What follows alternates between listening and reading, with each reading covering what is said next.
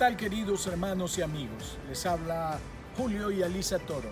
Es un privilegio estar con ustedes compartiendo hoy desde nuestra ciudad de Medellín la palabra de Dios. Esperamos que sea una profunda edificación para tu vida. Somos los pastores de la iglesia La Casa en la ciudad de Medellín, Colombia. Bienvenidos.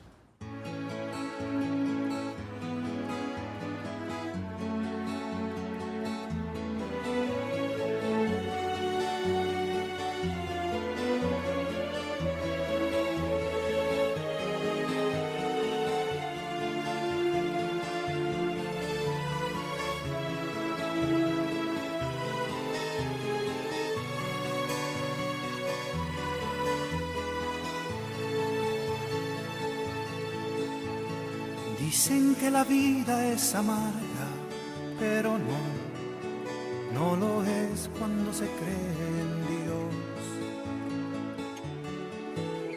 Y dicen que la carga es pesada, pero no la es cuando la entregas a Dios.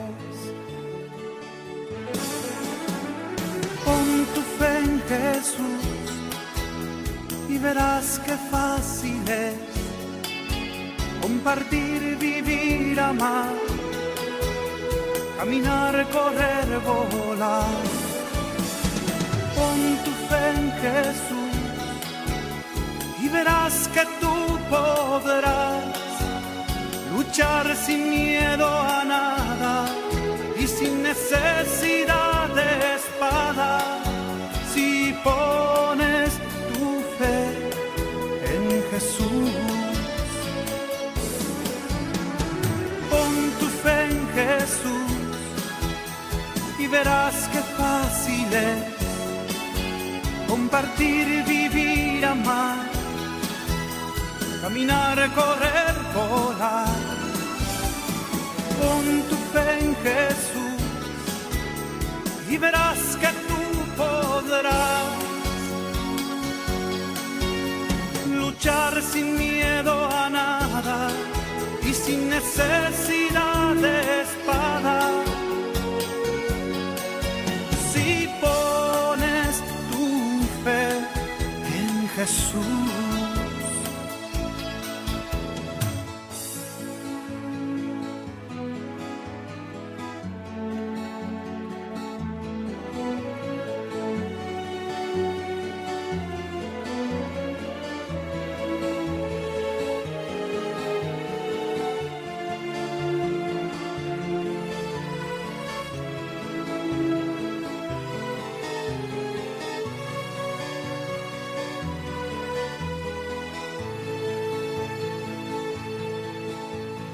Dicen que el camino es muy largo, pero no lo es cuando caminas con Dios.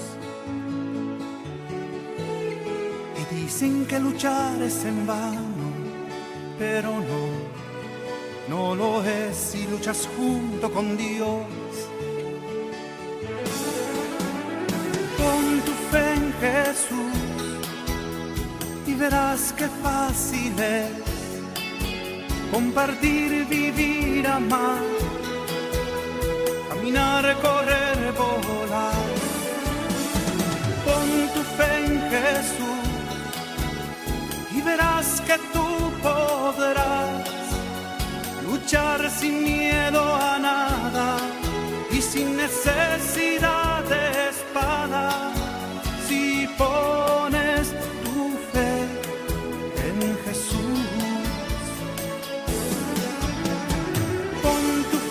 Jesús y verás qué fácil es compartir, vivir, amar, caminar, correr, volar.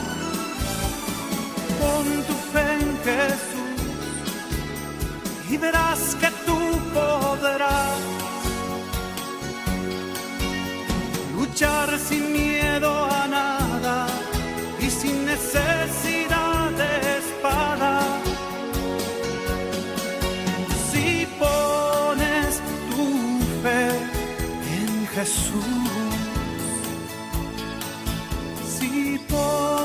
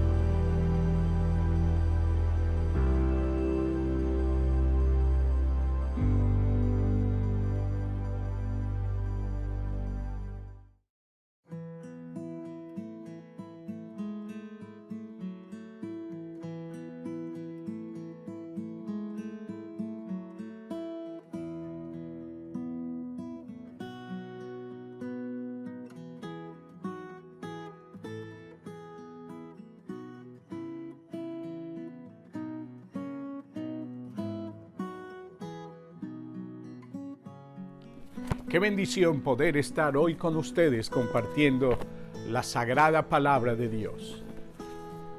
La inspiración de nuestra fe, la convicción de nuestros actos, de nuestros pensamientos, es la bendita palabra de Dios. Y qué profunda y santa es la palabra de Dios cuando la escudriñamos. El mandamiento de Dios es escudriñad las Escrituras, porque en ellas tenemos la revelación de aquel que es la vida eterna. En el libro de Mateo, capítulo 2, quiero leerte algo demasiado interesante. Y cuando nació Jesús en Belén de Judea en los días del rey Herodes, he aquí unos sabios vinieron del oriente a Jerusalén diciendo: ¿Dónde está el rey de los judíos que ha nacido? Porque su estrella hemos visto en el oriente y venimos a adorarlo. ¡Qué gran expresión! ¡Qué fe tan impresionante la de estos gentiles! ¿Dónde está el rey que ha nacido? Yo me hago una pregunta, y es la misma pregunta que Jesús hizo a los sacerdotes de su tiempo y a los doctores de la ley. ¿Qué pensáis del Cristo? Es tan importante entender, es tan importante definir quién es el Señor Jesucristo para mi vida. ¿Por qué? Porque esa revelación trascenderá completamente la vida de un individuo. Ha de ser una revelación forjada por el Espíritu de Dios. El Espíritu de Dios quiere revelar a Jesucristo en su multiforme, maravillosa forma y carácter, en su multiforme facetas de su naturaleza. El Espíritu de Dios quiere enseñarnos a Jesús, porque esa fue la intención del Padre. ¿Qué pensáis vosotros del Cristo? Yo te pregunto a ti, ¿qué pensáis de Jesús? ¿Qué significa Cristo para ti? Esa respuesta, si es contestada, transformará tu vida. Bien, estos hombres vivían en la antigua Caldea, en Babilonia, en lo que hoy es Irán. Y estos hombres eran estudiosos, eran hombres de la alcurnia, hombres pensadores, hombres dedicados al estudio, al conocimiento. Eran considerados hombres sabios del saber. Y estos hombres investigaban y profundizaban en los misterios de Dios. Y a estos hombres Dios les dio el privilegio de indagar en las escrituras hebreas, porque los judíos habían vivido en la antigua Babilonia muchos siglos atrás. Y las escrituras habían sido redescritas en el idioma griego y caldeo, por supuesto.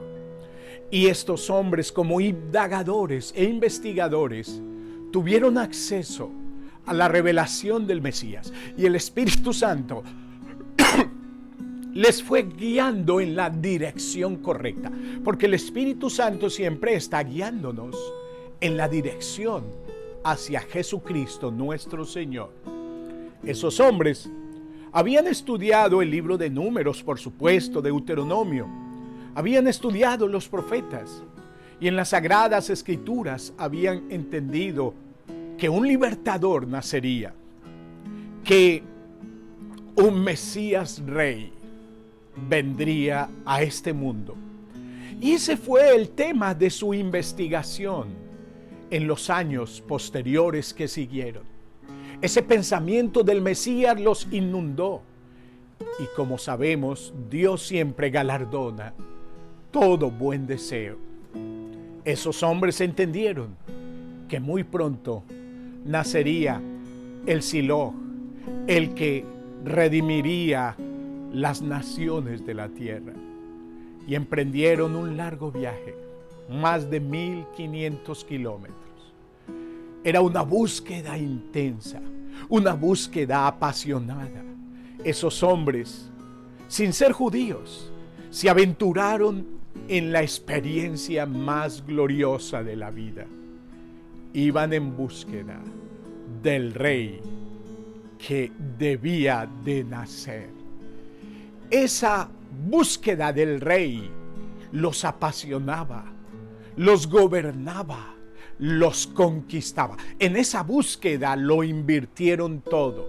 Dejaron sus lugares de residencia. Eran hombres cultos, hombres pudientes, hombres que no tenían necesidad de dejar sus tierras para una aventura que para muchos era absurda, que para muchos no tenía ningún contenido, pero para ellos era la pasión y el mayor logro de su saber. Así ha de ser Jesucristo en tu vida. ¿Es Jesús para ti una pasión, una ciencia? ¿Es Jesucristo un deseo ardiente? ¿Es una investigación continua de tu corazón? Yo te pregunto, ¿dónde está Jesús? En tus planes, en tus proyectos, en tus sueños. ¿Dónde está Jesús? ¿Qué pensáis vosotros del Cristo?, dijo Jesús a esos hombres. Y ellos emprendieron un viaje largo. Muchos creen que aproximadamente 6 meses de camino. Qué viaje tan agradable, pero tan lleno de obstáculos y de peligros. Tenían que pasar desiertos, tenían que pasar ríos. Imagínate por un momento esta gran travesía hacia Jerusalén. Pero lo lograron porque venían movidos por una pasión. Cuando llegaron a Jerusalén, preguntaron, ¿dónde está el rey que ha nacido? Me gusta la pasión de estos hombres. Ellos no eran judíos, pero iban tras el rey que había nacido. ¡Qué revelación! ¡Cuán bienaventurados fueron estos hombres! Porque el cielo los premió, el cielo los condujo, el cielo los dirigió y ellos lo dieron todo. Al llegar a Jerusalén, preguntaron, ¿dónde está el rey? Porque su estrella hemos visto y venimos a adorarlo. Oh, esto es precioso.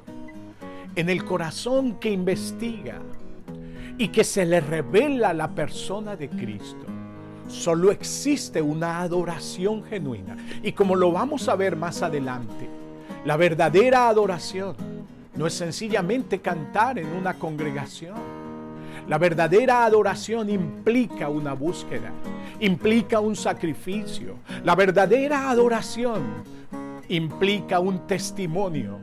La verdadera adoración es algo supremamente costoso, pero a la vez delicioso. ¿Dónde está el rey? Porque hemos venido a adorarlo. Esa ha de ser la meta de la vida de todo genuino discípulo de Cristo. ¿Sabes qué pasó en Jerusalén? Lo que sucede hoy en muchos lugares. El Mesías no era esperado. Me preocupan las costumbres, me preocupan las tradiciones. Cuando la vida espiritual se convierte en una costumbre, en una tradición, pierde el calor, pierde la pasión, pierde la fe. Los judíos seguían celebrando sus fiestas sagradas, las cuales eran una tipología de la persona de Cristo. Los judíos seguían ofreciendo sacrificios continuamente en la mañana y en la tarde, lo cual era una tipología de Jesucristo. Los judíos seguían observando los días sábados, lo cual es una tipología de Cristo.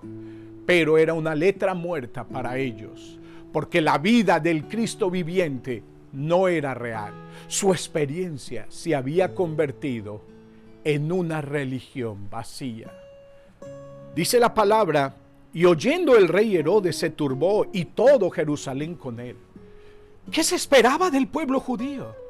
Por supuesto, que estuvieran preparados. En la mente de estos hombres sabios, solo esperaban que hubiera un pueblo preparado, un pueblo que estuviera dándole la bienvenida a ese glorioso rey que había nacido.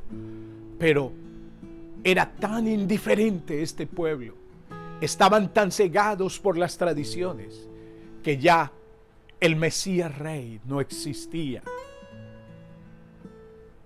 Yo te motivo que tu experiencia espiritual no se vuelva similar a la de estos hombres judíos, que cuando estos hombres sabios vinieron y les recordaron que ya era el tiempo de la visitación del cielo, ellos estaban sumidos en una religión muerta. Ven, te animo a que abras los ojos, a que clames al cielo y digas: revélame, Dios, a Jesucristo. ¿Qué estás viendo de Cristo? Estos hombres vieron al Rey que había nacido.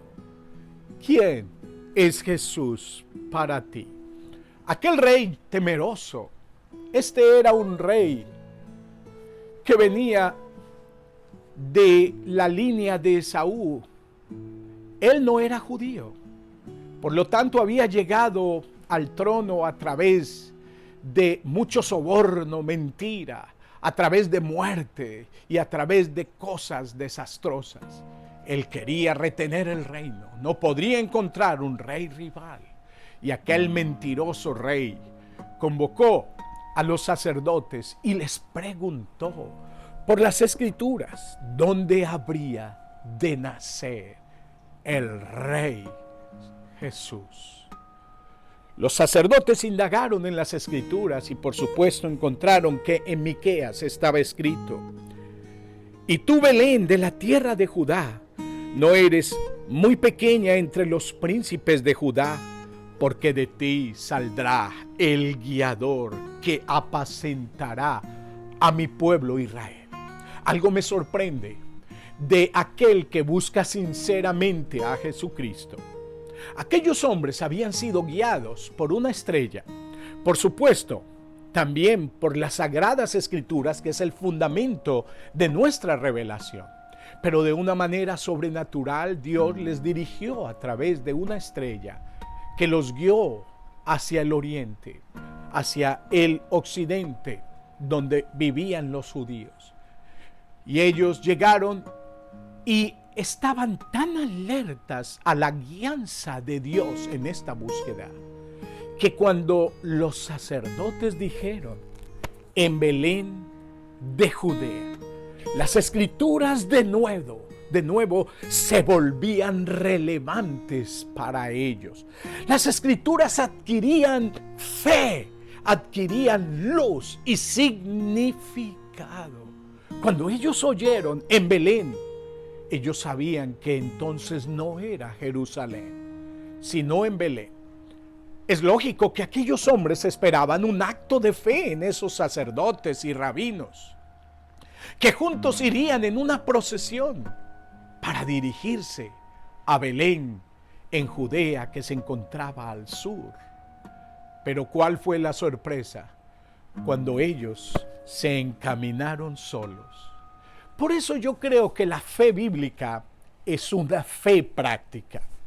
La fe sin obras está muerta. Es mi convicción y es la convicción de Dios. La fe que no da pasos es una fe estéril. Y no podemos reducirnos a una experiencia religiosa meramente, querido hermano y amigo. La fe bíblica tiene pasos, tiene pies, tiene manos, tiene boca. La fe se traduce en actos. La fe no es solo un verbo, la fe es un sustantivo. La fe bíblica nos inspira a actuar. Esos hombres eran maravillosos y yo quiero imitar la fe de ellos. Se encaminaron en la búsqueda del rey. Ya habían caminado mucho, ya se habían expuesto a mucho peligro para que al final su jornada terminara en triunfo. Salieron solos de Jerusalén. Los judíos siguieron con sus ritos, con sus fiestas. Pero Jesús no existía en sus corazones. Se dirigieron gozosos, felices, de que el Espíritu Santo les hubiera revelado una nueva señal. Y se encaminaron varios días hacia Judea específicamente, hacia Belén. Ellos se fueron, y aquí la estrella que habían visto en el oriente iba delante de ellos. Un suceso maravilloso, una fe recompensada. Ahora de nuevo tenían la convicción de las Escrituras, pero la naturaleza les estaba orientando. Así es Dios. Dios trabaja de tantos medios y de tantas formas con aquella persona que es sincera en su búsqueda. Aquí vemos de nuevo aquella bella estrella que se les había aparecido meses atrás en sus territorios, y viendo la estrella se regocijaron con muy grande gozo. ¿Sabes por qué? Porque ellos sabían que su experiencia de ver al Rey pronto culminaría. Así ha de ser la vida cristiana. Es una experiencia continua de ver al Rey. Nosotros muy pronto le veremos, y en esa espera y esperanza somos encaminados, pero somos encaminados haciendo las obras del Rey y moviéndonos hacia el Rey. Y llegaron a Belén. Oh, ¿cuál sería el gozo de estos hombres? Indagaron, y entrando en la casa, vieron al niño con su madre María. Y me impresiona lo que hicieron. Postrándose, le adoraron. ¿Cómo es tu adoración a Jesús? Esto a mí me dice que es una verdadera adoración. La búsqueda llegaba a su final, pero comenzaba la verdadera revelación. ¡Qué glorioso es Dios! ¿Cómo nos guía hacia su Hijo Jesucristo? Aquellos hombres llegaron y vieron esa gloriosa señal. Los ángeles habían dicho a los pastores días atrás que velaban en los montes de Judá sobre sus rebaños: hallaréis al niño envuelto en pañales. Era una señal del cielo, una señal gloriosa, una señal de cómo Dios introdujo a su Hijo al mundo. Como dijera C.S. Lewis, en ese pesebre existía el ser más grande del universo. En la historia había un pesebre, y en ese pesebre nació el ser más grande del universo, el que lo contiene todo. Ese es Jesús. Abre tus ojos para ver a Jesús. Levántate en las mañanas y medita en Jesús. Pon tu mente en Jesús. Estudia la persona de Jesús. Jesucristo es la ciencia de Dios. No comiences ninguna actividad sin haber sido inspirado por la persona de Jesucristo. En Él tenemos que poner nuestros ojos. ¿Sabes por qué? Porque dice las Escrituras en Colosenses capítulo 1, versículo 18, que a través de Él son todas las cosas, y todas las cosas por Él subsisten. Es decir, todas las cosas son reconciliadas en Él. Cuando vemos a Jesucristo, estamos siendo reconciliados con Dios. Todo nuestro ser, nuestra visión de vivir, nuestra visión del mundo, nuestra cosmología, se integran en la persona de Jesús. El propósito, el sentido de ser. Ese es Jesús, aquel en el cual Dios está restaurando lo visible y lo invisible. Oh, gloria a Jesucristo. Aquellos hombres lo adoraron. Era una adoración tan profunda. Yo no puedo imaginarme lo que estos hombres sentían. Solo se postraron y adoraron. ¿Sabes por qué? Porque como está escrito, nosotros adoramos lo que sabemos. Si tú conoces a Jesucristo, tu adoración es más que un levantamiento de manos. Tu adoración es un acto supremo. Esa es la adoración. Aquellos hombres adoraban a aquel rey que había nacido. ¡Oh, qué revelación! Pero hicieron algo más. Ellos sacaron sus tesoros. Amén. Esta fe es activa. Ellos le ofrecieron sus dones: oro, incienso y mirra. ¡Oh, gloria a Jesús! Muy pronto José y María iban a necesitar esos tesoros.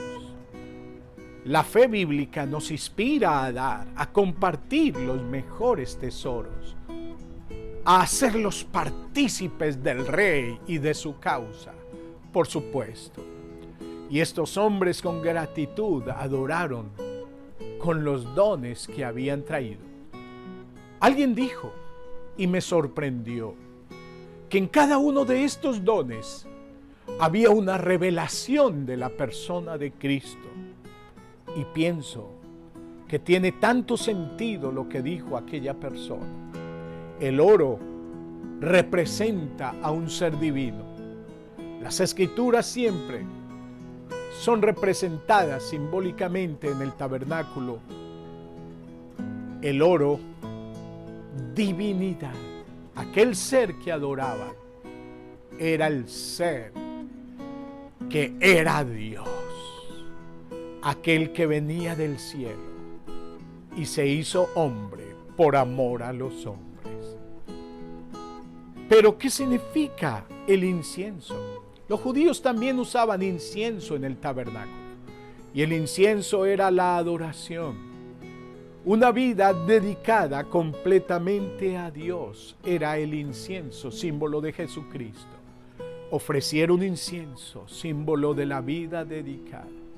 Y mirra era un compuesto del incienso que significaba la muerte del Salvador. Entonces, en esa adoración no solo ofrecieron sus dones, sino que tuvieron una revelación del Salvador, de su divinidad, de su devoción a la obra que había sido enviado y de su muerte sacrificial. Pero ahí no culminó su labor. En esa revelación, allí comenzaba su nuevo peregrinaje, porque, por supuesto, el niño no se quedó niño. Aquel niño glorioso, aquel rey de Israel tenía que ser formado como todo hombre y culminar la labor para lo cual había sido enviado: ser el redentor del mundo. Y en una cruz sellar la obra para cual había sido enviado. Alabado sea el nombre del Señor. Pero luego resucitar. Y un día ese ser vendrá como Rey de Reyes y Señor de Señores. Porque tal como dijo a Pilato: yo para esto he nacido. Amado Dios, te damos gracias por tu Hijo Jesucristo. Es todo lo que tenemos. Él es el todo y es en todo. Oh Señor, cuánto te alabamos. Permite que te conozcamos, que haya hambre de Dios en tu pueblo, que haya anhelo de conocerte, deseos de amarte, deseos de ponernos a tus pies y poner nuestros dones a tu servicio. Oh Señor, cuánta fe aprendemos de estos hombres. Señor, oramos que nuestra fe no se reduzca a un espacio de paredes, sino a una experiencia viviente que involucre todo lo que somos. Te agradecemos en este día, en Cristo Jesús. Amén.